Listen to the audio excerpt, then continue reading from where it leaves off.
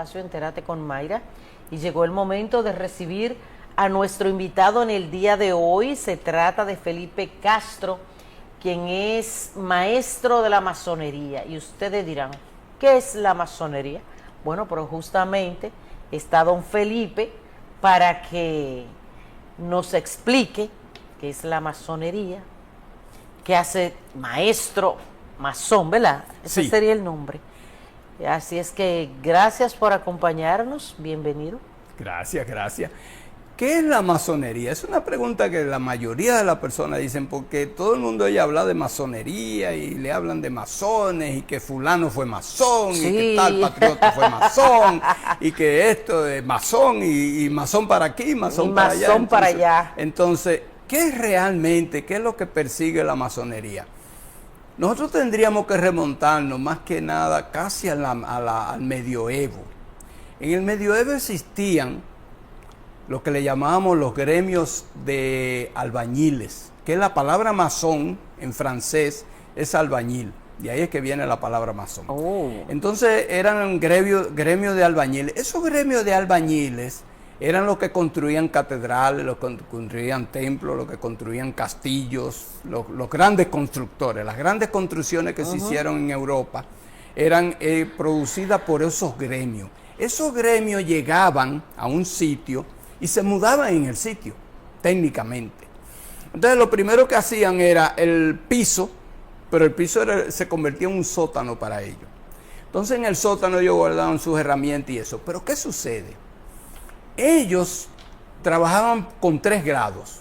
Tenían el aprendiz masón, tenían el término medio, que hoy día modernamente le llaman compañero, pero yo dudo mucho que sí, le llamaban compañero, por la sencilla razón de que ya no era aprendiz, y le llamaban el maestro. Esos 3 grados eran prácticamente lo que era un taller. Entonces ese taller se dedicaba a la piedra, se dedicaba a la madera, se dedicaba al metal, se dedicaba al vidrio y se dedicaba a los elementos que aglutinaban o que podían unir ambas cosas. Ellos, cada uno se especializaba, pero cada maestro tenía un grupo de personas entre los cuales entraban esos famosos aprendices. Esos aprendices son los que comenzaban primero aprendiendo. Entonces, no solamente aprendían sobre el manejo de la piedra o el manejo de la piel o el manejo de la madera, etcétera, sino que también había un aprendizaje sobre moral, sobre una vida, y había un propósito de vida. Todos esos gremios pertenecían, siempre eran, lo que primaba en la Edad Media era la religión cristiana católica, pertenecían a algún tipo de santo, a la devoción de un santo, también pertenecían a esos gremios. Pero ellos estudiaban un poco más allá. ¿Qué sucede con ellos? Que ellos internamente lograron trajeron de tradiciones muy antiguas de Roma y de Egipto, traían iniciaciones, o sea, eran iniciados, pasaban por un proceso iniciático, y como tenían que pasar por un proceso iniciático, había una serie de juramentos, y había una serie de cosas que eran exclusivamente de ese grado, y entonces cada grado tenía su conocimiento exclusivo, pero ese personaje iba creciendo, y no solamente iba creciendo en lo que él hacía como trabajo manual, sino también había un trabajo interno, más moral y religioso de esa persona, porque ellos buscaban que la persona tuviera un nivel de honestidad alta y un nivel de moral alta, porque si no, para que no traicionaran al grupo y el grupo se comportara. De ahí, eso fue caminando, y de ahí, ya en el siglo de las luces, los intelectuales miran ese grupo y ven que ese grupo tiene disciplina, tiene moral, tiene una serie de reglas, y dicen, ese grupo es interesante. Y entonces empiezan a ahondar un poco más, y llegaron y dijeron, pero espérate, ese grupo no puede servir a nosotros para lo que quiere conseguir el iluminismo, el nuevo hombre que se quiere formar. Entonces vamos a crear con esta metodología que ellos tienen, vamos a crear el nuevo hombre. Acuérdate que estuvimos hablando de que la masonería persigue desde un principio eliminar el feudalismo para crear el capitalismo. El capitalismo no existía. Esa metodología la van implantando ellos poco a poco. Eliminar la monarquía, pero para establecer un sistema republicano. Entonces entra la democracia para que el hombre fuera libre. Entonces ahí comienza el concepto de que el hombre tiene que ser libre. De que si no es libre no puede crear una nueva sociedad. Y eso va caminando hasta que llega el siglo XVIII, cuando ya comienzan los movimientos independentistas que culminan en el siglo XIX, y entonces la masonería ya toma un cuerpo, pero se quedó con los símbolos del albañil. Por eso ustedes ven que utiliza la escuadra, utiliza el compás, utiliza las reglas, utiliza una serie de... Pero cada uno de esos instrumentos ya no son para trabajar la piedra, ni para trabajar la madera, ni para trabajar eso, sino para trabajar internamente. Entonces el masón se ve a sí mismo como una roca sin forma. ¿Y cómo llega la masonería al país, a República Dominicana? A la isla de la Hispaniola, o la isla de Santo Domingo, que sería el verdadero nombre, llega por Haití en el 1760 y algo. Entra por Haití, por vía de los franceses, por vía de Francia. Entonces, en Haití existió masonería por vía de Francia y masonería por vía de Inglaterra. En el norte estaba la masonería inglesa y en el sur estaba la masonería francesa. Existían las dos masonerías. Y te digo la francesa y la inglesa porque la historia de la masonería va a ser que la primera gran logia que se crea en el 1715, 17 en Inglaterra, por ahí, se crea en Inglaterra, que es la unión de 5 logias, que esas 5 logias forman esa gran logia. Pero existía ya en Haití, llega ese movimiento. ¿Cuándo llega al este de la isla? Llega cuando la isla es totalmente francesa, que entonces entra por los franceses, y se forman aquí en la ciudad de Santo Domingo 2 logias francesas. Y cuando se van los franceses, viene el periodo español, un pequeño periodo español, y existe una masonería española, que nosotros la hablamos con ella con cierta ironía, porque en España estaba prohibida la masonería siempre. ¿Por qué? ¿Cómo se da la masonería en España? Porque cuando Francia, Napoleón Bonaparte conquista España, el hermano de Napoleón, que es el que rige en España, establece la masonería en España.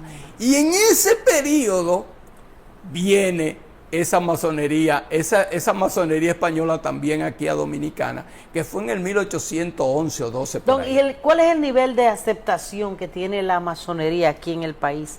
O sea, ¿y cuáles son sus objetivos? Si tiene muchos integrantes, ¿cómo en se este maneja? país, Sí, ahora mismo, en RD. siglo XXI. En el siglo XXI, primero que la masonería nunca ha intentado ser una organización de masas. Es una organización que escoge las personas. Las personas son escogidas, aunque una persona puede tocar la puerta y decir, oh, yo quiero ser masón y todo eso, y le van a dar una serie de instrucciones antes de entrar a la masonería, porque van a calibrar si esa persona, hay una palabra que inventó un masón de mi logia una vez, y yo la uso esa palabra, si esa persona es masonable, él inventó esa palabra. Entonces, se va calibrando el individuo, porque en el fondo, lo que queremos es un individuo que venga ya venga con una formación, pero más que nada, con un buen sentido de la moral y de la ética. Queremos un hombre bueno, de buena costumbre. Inclusive el masón se define a sí mismo como un hombre bueno, un hombre de buenas costumbres. Entonces tenemos un individuo que tenga responsabilidad, que tenga su propio trabajo, tenga su propia forma de ganarse la vida, que tenga una familia. Y en el pasado, cuando éramos una ciudad pequeñita, como la ciudad de Santo Domingo, no pasaba de la Máximo Gómez, eso ya era... la década del 40. Sí, todavía más abajo, no pasaba ni de las murallas. Pero en esa época todo el mundo se conocía. Y cuando usted solicitaba ser masón, iban y averiguaban en el barrio quién era usted y cómo usted se comportaba y cómo usted manejaba su casa y cómo usted se manejaba. O sea, primero se averiguaba que el individuo tenía que tener una formación real para entonces de entrarlo a la masonería y acabarlo de formar. Don Felipe, yo quiero preguntarle. Fíjate, hay algo que me dijo a mí un maestro masón, el profesor Patín Veloz. Ese maestro me dijo a mí, la masonería no es un reformatorio. Nosotros tomamos un hombre bueno y lo terminamos de formar, pero un individuo que ya llega dañado, si entra a la masonería, lo que termina es haciendo más daño. Mire, don Felipe, sabemos, se nos ha dicho siempre en la educación en el país, que la sociedad secreta, la trinitaria, que dio al traste facilitó la independencia del país, estaba formada por hombres masones o Juan Pablo Duarte. ¿Tuvo que ver la masonería en la formación de la sociedad secreta la trinitaria? No tanto la masonería, sino los conceptos masónicos. Los conceptos masónicos. No fue que la gran logia o el grupo de masones de esa época decidieron hacer una sociedad, sino Duarte. Porque acuérdate que el pensamiento de Duarte era más avanzado que el resto del grupo que componía la sociedad. Porque acuérdate que fue un individuo que vivió fuera. O sea, salió de la isla. Rompió con los marcos de referencia. Primero llega a Estados Unidos.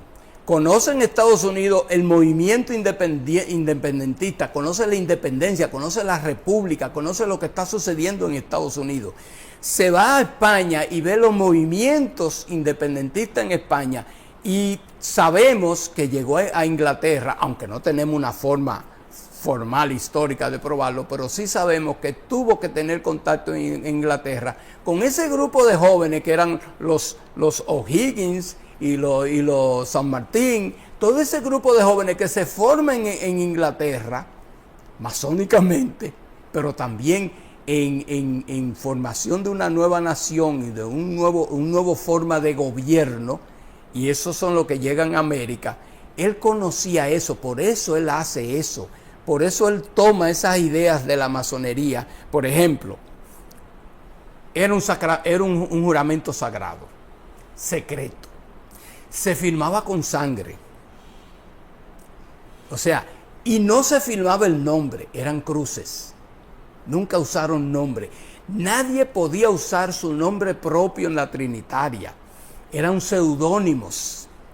En la Trinitaria no se escribía absolutamente nada para que si por algún momento el enemigo descubría la sociedad no pudiera encontrar un solo papel que comprometiera a nadie. Todo era de memoria. El juramento era de memoria. El juramento no se escribió hasta muchos años después. Entonces, tenía un símbolo que lo identificaba, una flor y todo eso. A mí me gustaría que usted explicara, porque por ejemplo, usted hablando de la Trinitaria, el grupo La Trinitaria, todo el mundo sabe cuál era el objetivo, ¿verdad? Luchar por la independencia. Entonces, a mí me gustaría que usted explique cuál es la razón de ser, de existir de la masonería en estos tiempos. Porque si nos vamos atrás, sabemos todo lo que usted acaba de explicar. Si ustedes pueden denominarse como un grupo, una sociedad, una religión, ¿qué hacen ustedes? ¿Cuál es su aporte? ¿Por qué existen? Para que el público entienda el por qué.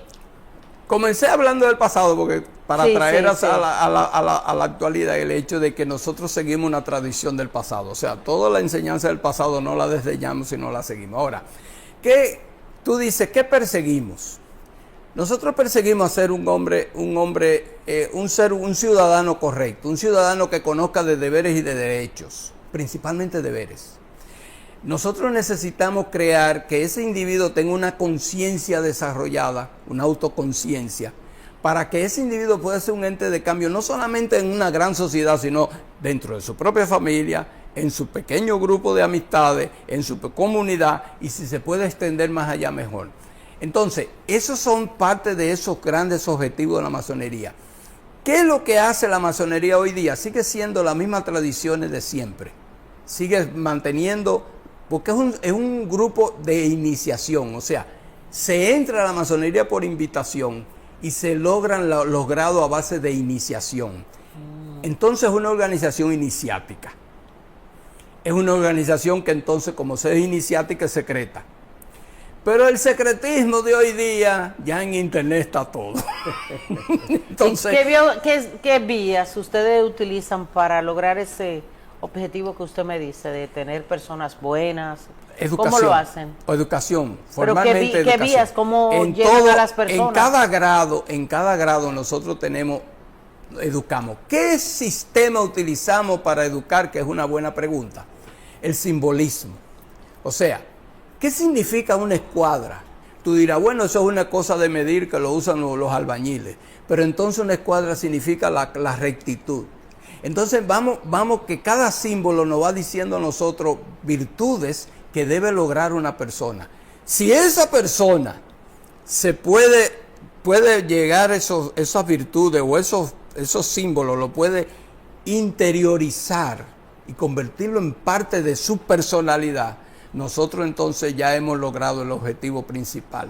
Esa persona cambió, ya esa persona si cambió, será siempre eso.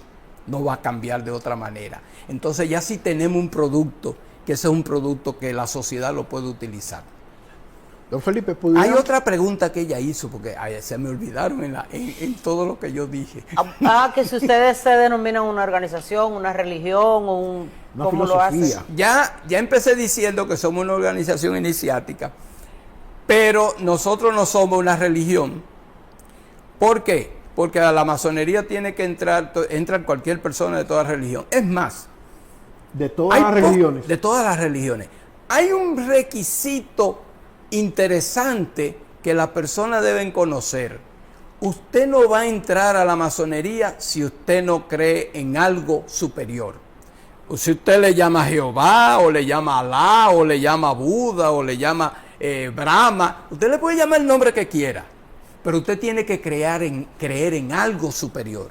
Una persona formalmente atea no entra a la masonería. ¿Y ustedes alguna vez la masonería, ya sea en sus tiempos iniciales, antiguos, no sufrió algún tipo de persecución porque quizás se creía que era una organización con fines políticos y porque también los masones hacían reuniones secretas y esto podía malinterpretarse?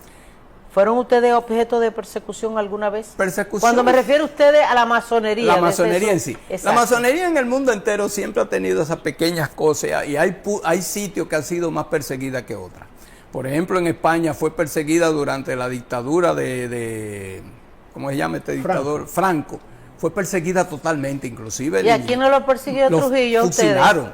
Trujillo no persiguió la masonería porque siempre había una serie de lambones, y hubo alguien que inició a Trujillo, a él lo iniciaron masón.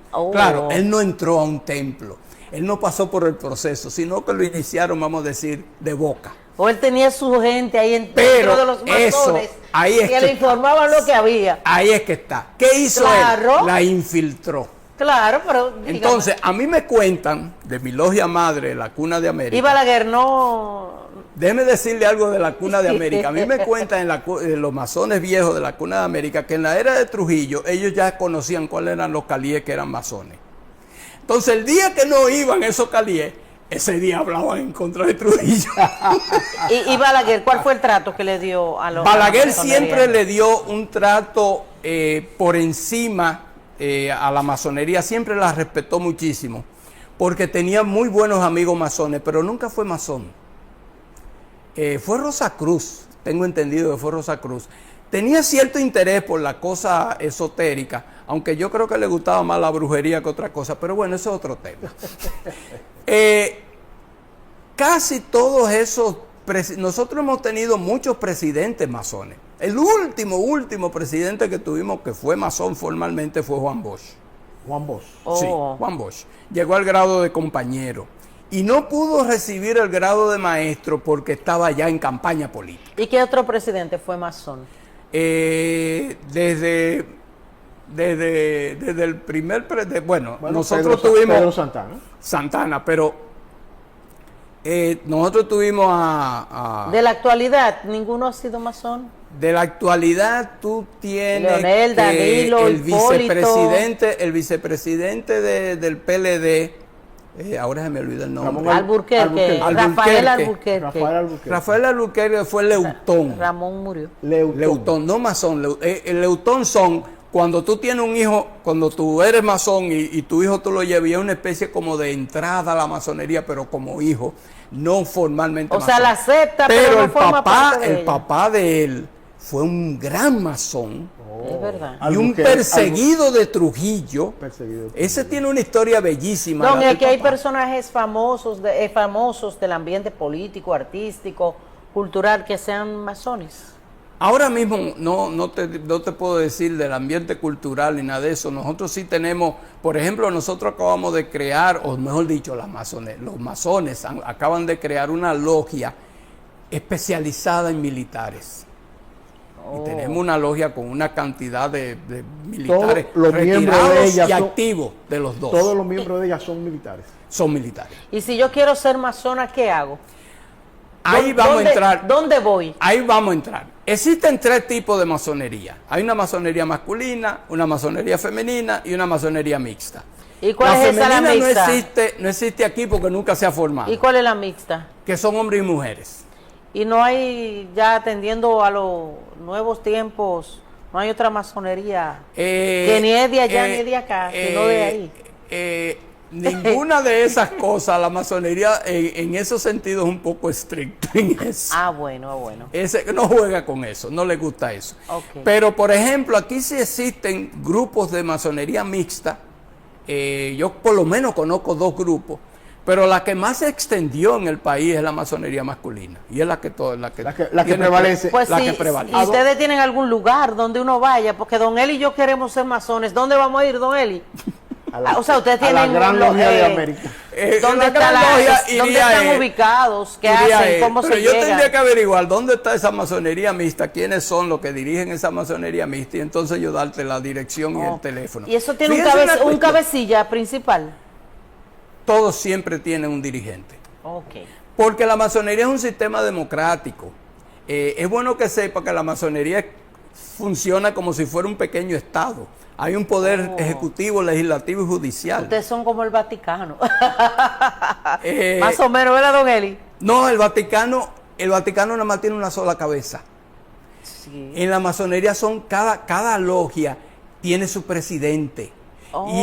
Y las logias en conjunto forman una federación que es la Gran Logia. Entonces la hay Gran un Logia es presidente elegida por las logias eligen a ese gran maestro. ¿No hay un presidente de esa federación, de la Gran Logia? Sí, se llama Gran Maestro. Okay. Lo que pasa es que nosotros utilizamos títulos del siglo XIX. Utilizamos símbolos de venerable maestro para el que preside una logia masónica, gran maestro para el que preside la masonería. ¿Y hay muchas personas masones en la República Dominicana? No son tantos, porque nosotros no somos, en realidad, desgraciadamente, nosotros, como escogemos los miembros y los miembros son escogidos, nunca hemos pretendido ser de masa. No es una organización que está hecha para que sea de masa. Bueno, don Felipe Castro, llegó el tiempo de concluir esta interesante conversación. Yo sé que don